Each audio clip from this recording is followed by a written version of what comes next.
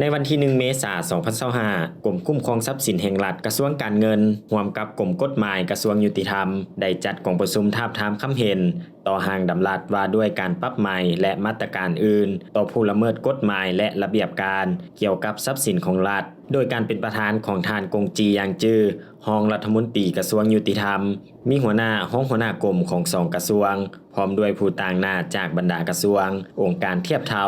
และภาคส่วนที่เกี่ยวข้องเข้าร่วมในกองประชุมท่านกงจียางจื้อได้กล่าวว่า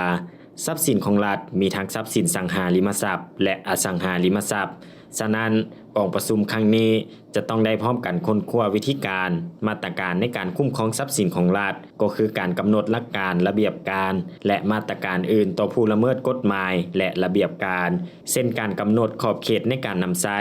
การปรับใหม่ต่อผู้ละเมิดกฎหมายก็คือการทำลายทรัพย์สินของรัฐการบ่ปฏิบัติพันธะค่าเช่าหรือค่าสัมปทานที่ดินของรัฐบ่ชำระค่าสังหาริมทรัพย์ตามกำหนดเวลาการบ่ปฏิบัติพันธะค่าทรัพยากรและอื่นๆเพื่อเป็นบ่อนอิงให้แก่เจ้าหน้าที่คุ้มครองทรัพย์สินของรัฐในการปรับใหม่และการปฏิบัติต่อผู้ละเมิดอย่างถูกต้องเข้มงวดและเป็นเอกภาพในขอบเขตทั่วประเทศแน่ใจเฮ็ดให้บุคคลนิติบุคคลและการจัดตั้งมีสติตื่นตัวเคารพปฏิบัติกฎหมายและระเบียบการเกี่ยวกับทรัพย์สินของรัฐประกอบส่วนเข้าในการพัฒนาเศรษฐกิจสังคมของชาติการทาบทามในครั้งนี้ท่านพุทธศิลป์เฮืองทวงศ์หัวหน้ากรมคุ้มครองทรัพย์สินแห่งรัฐกระทรวงการเงินยังได้รายงานสภาพการปรับใหม่และการนำใช้มาตรการต่อผู้ละเมิดกฎหมายและระเบียบการเกี่ยวกับทรัพย์สินของรัฐในระยะผ่านมาโดยสังเขปพร้อมกันนั้นท่านสมบูรณ์วงศ์พระจันทร์รองหัวหน้ากรมกฎหมายกระทรวงยุติธรรมได้เสนอห้างดำรัฐว่าด้วยการปรับใหม่